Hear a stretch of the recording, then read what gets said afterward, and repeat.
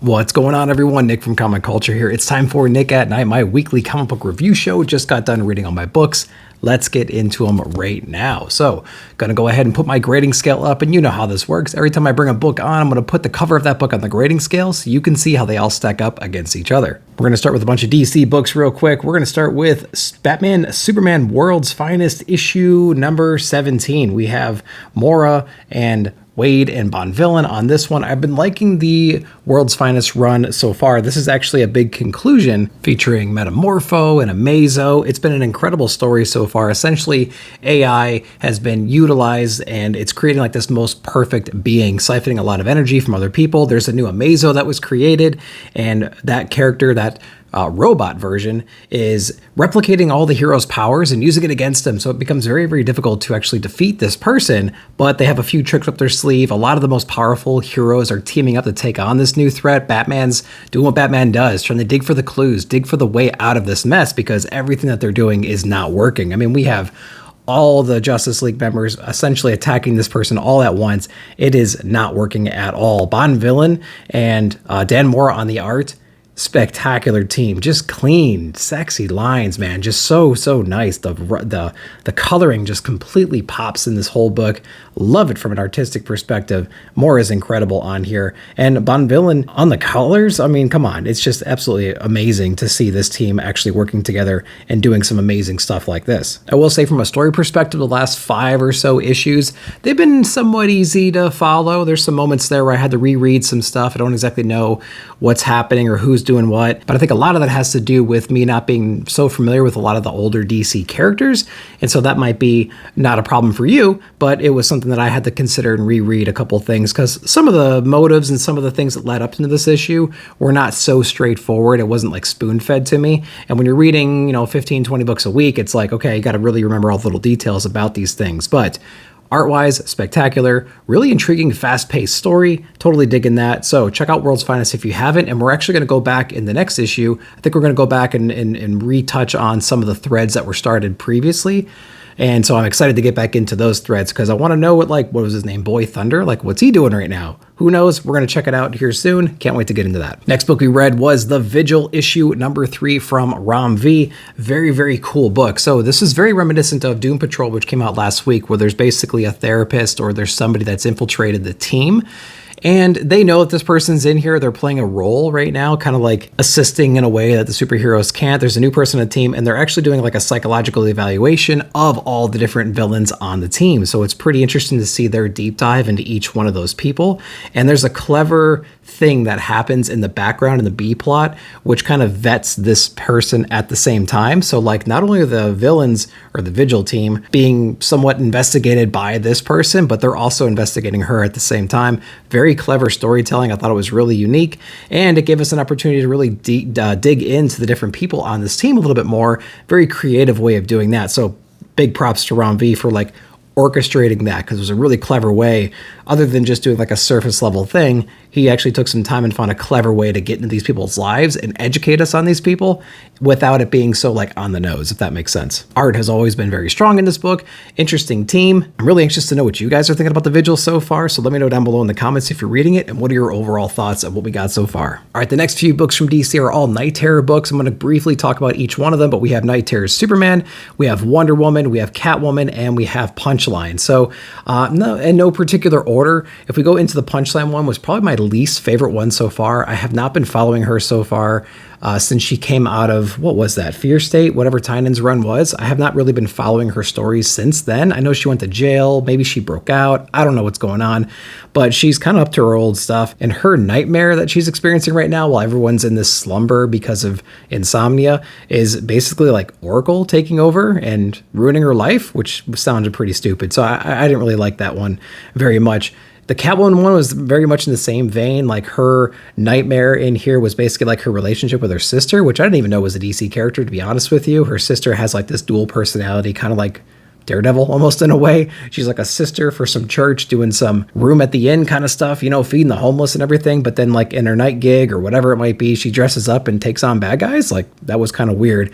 And like, that relationship was explored in her dependency and lust for Bruce Wayne or Batman in general. So like, that whole thing didn't really work for me. Wonder Woman was interesting because after the main run, she actually went to go talk to the magic users, Zatanna, people like that, Constantine, to see what they knew about all this stuff.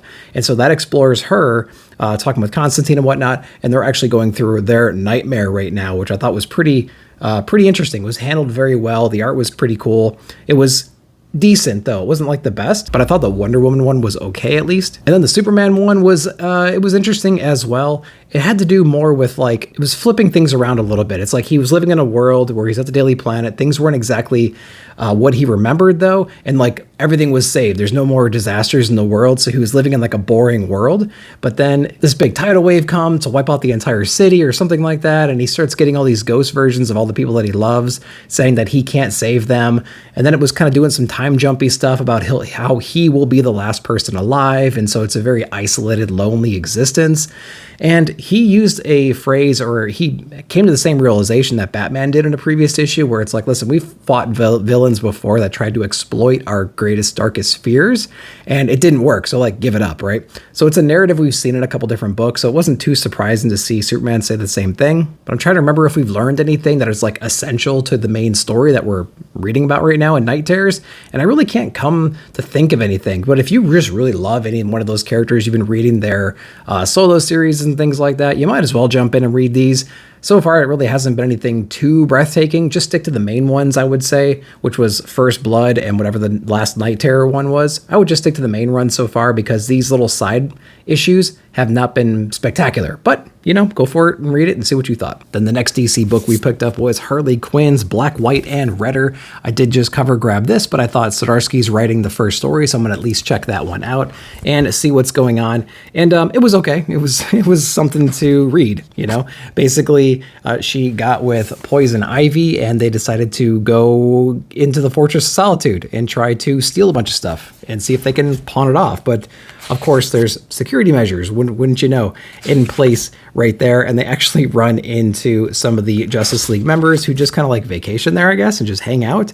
And of course, Superman finds them and brings them back to Gotham, and there's some quips and some commentary from him and Batman, and it was okay. It was only a few pages long. There's some other stories in here. The art's okay, but like, I typically don't like this flavor of Harley Quinn necessarily, like the cartoon version of her, although it's kind of funny because I loved it in Animated Adventures, and I love this latest Harley Quinn animated series that's out right now, but like in comics, I don't prefer this type of Harley. But I did read a Chip story. It's okay. Art was okay. But, you know, for a $5 book, you're paying for a cover and cardstock, essentially. So enjoy that. Then we have Tales of the Titans issue number 1 featuring Starfire on here. And so I basically bought this again for the cover grab, but I went ahead and read it anyways. And I don't really enjoy stories like this. I'm not sure if it's just Starfire in general, but like the storytelling itself was just not something that I really cared about. She's, again, just kind of feeling out of place inside of the Teen Titans. She's getting picked on for her personality. She's overly sensitive. That's not really the word. She just feels everything way more than anybody else would feel.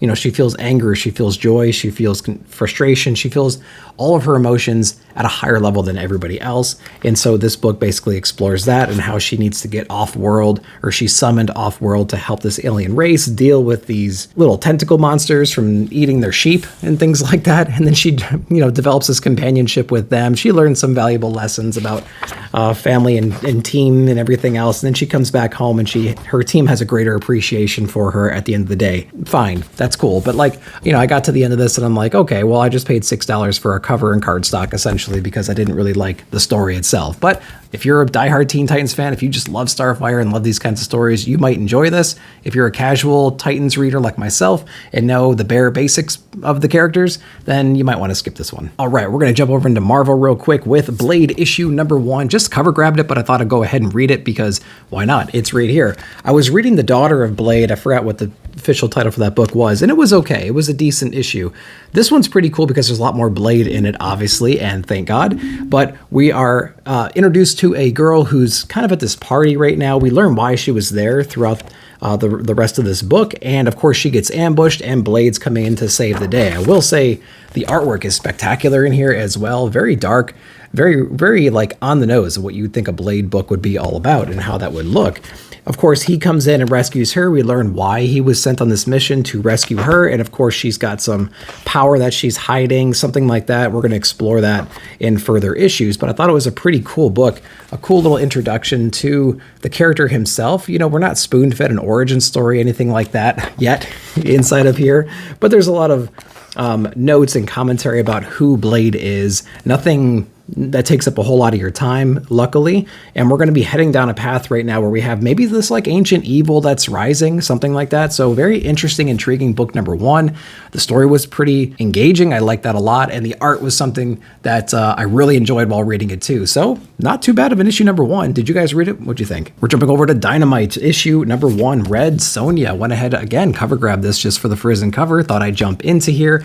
And it was an interesting story. The interior art was like good in some places, but then just mediocre in some other spots. We're talking about a town that's lost its king, basically, and there's a new ruler in here, and Red Sonja is on the run from a being framed for the murder of some princess or something like that. So she's on the run. She's a vigilante. People are trying to kill her. She's, of course, showing how strong she is and how she can kick some ass, which is pretty cool to see in here. And she gets mixed up with some of the higher-ranking clergy members in here, which, of course, they exchange some information, and they're trying to help clear her name, but she's being sent off to this other mission right now to help this town who's just being, completely getting taken over and whatnot. And so, story-wise, it was actually a little bit deeper than I was expecting it to be honest with you. I don't know what I had in my mind about these kinds of books. I think I did know what I had in my mind for these kinds of books.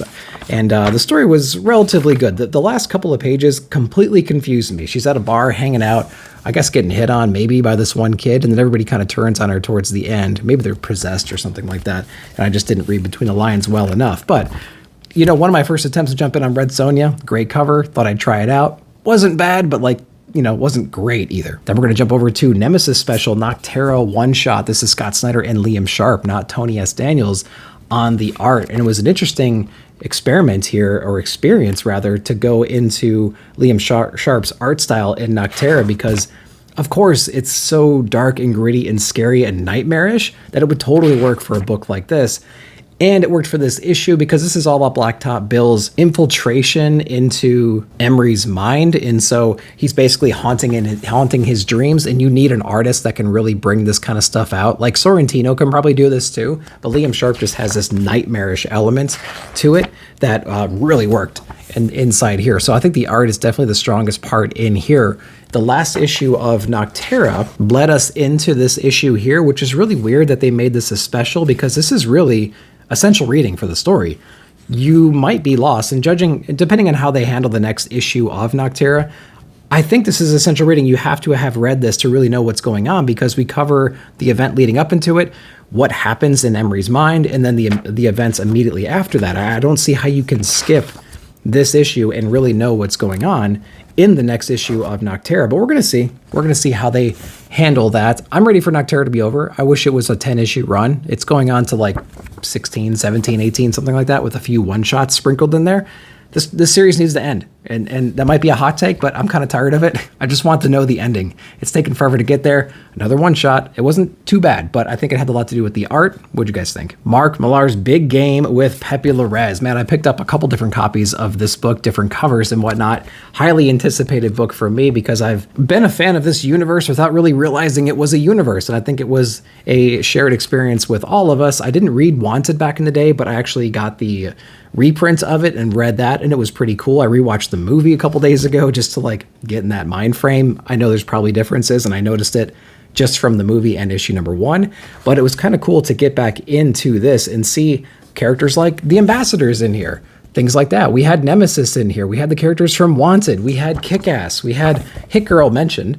And we have all these different worlds colliding. They're still trying to pick, on the ambassador front, they're still trying to pick their ambassador for America. And so we have some characters, writing in, casting their vote for them to be those people. We get some amazing stuff from the characters from Wanted. It makes me want to go back and read this, or go read it for the first time just to see what's going on.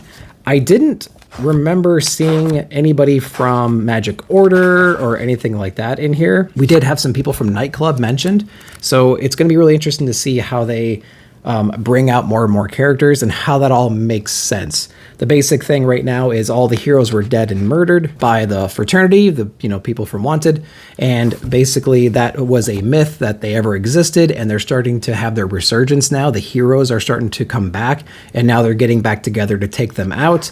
And so we have Nemesis on that team wanting to take them out, and I think we're going to have people like the Ambassadors wanting to bring them back, obviously. So there's going to be a big clash coming soon. Very excited. If you're familiar with this universe that he's created on the side, then I think you're really going to enjoy this book. Definitely check this one out. All right, we're going to jump into Void Rivals issue number 2 from Robert Kirkman. If you picked this one up hoping you'd see a lot more Transformers, because we just got a taste of that in issue number 1, you are going to be very disappointed because they're not in here at all. This is basically a little history lesson of the two factions that are stranded together right now on this rock, trying to pool their resources together. We're understanding a little bit more about what they were doing out in space and the history between these two, and just, teaming back up, kind of forgetting all that stuff and doing whatever you can do to survive. So we get a little bit of lore about their cultures, and we get no mention of anything else. So I think they're going to slow feed us, just get us excited that these things exist in the same universe, and I don't know how big of a role they're actually going to play in the later issues, but they sure did do a great job of getting everybody hyped up about issue number 1 and what the possibilities might be. I'm not going to spoil the last page for you. A character shows up.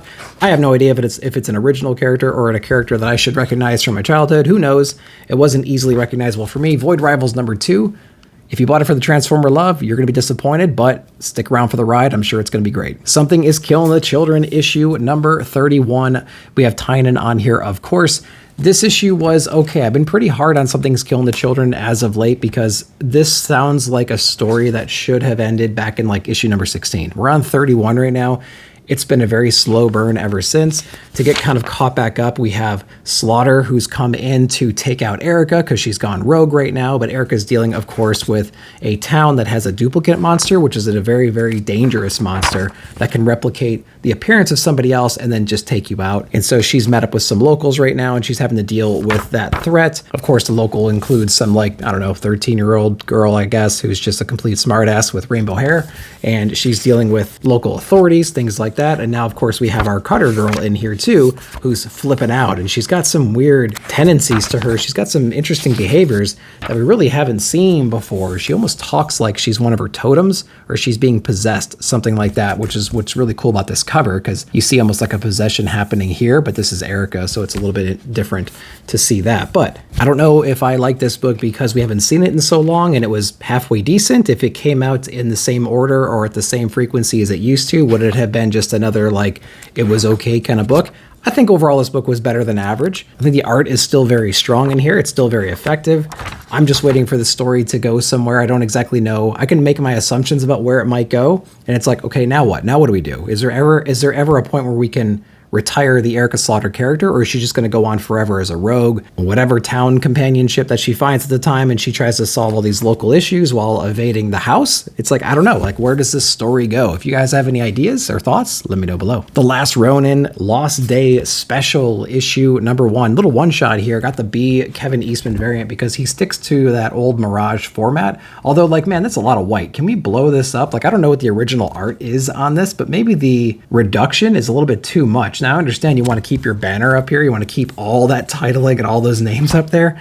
But maybe we can do something about that to make this a little bit more spread out and cover a little bit more real estate. But what's the story all about here? Well, we basically have Grandma O'Neill, Grandma April over here taking the turtles on a little bit of a mission right now. We have Casey, her daughter, going on her first date, and so there's a anxiety around that. I don't want to leave the sewers. I have so much stuff to worry about. I shouldn't be so selfish. I shouldn't be leaving the turtles, things like that. But Grandma April convinces her to go on this date, and so she takes the turtles out on a bunch of adventures, running a bunch of errands, doing a lot of trades with people in the underground community. And it all leads to this one final kind of beautiful poetic moment at the end. But I think this issue does a couple different things really well. It really introduces us to the world that we're in right now, the underground world. We meet some cops, we meet some new gang leadership that we've known about forever, like the Purple Dragons or whatever they're called. They're under new leadership right now that we got to worry about them in a little bit. So we're planting all these seeds that we didn't have before, and it's giving our turtles valuable time out of the sewers to kind of get some more real world experience. One thing artistically I will say is Kevin Eastman is in this book from an art perspective. I mean, you could tell right away what he's doing. I don't think he's penciling any of those things. I might be mistaken.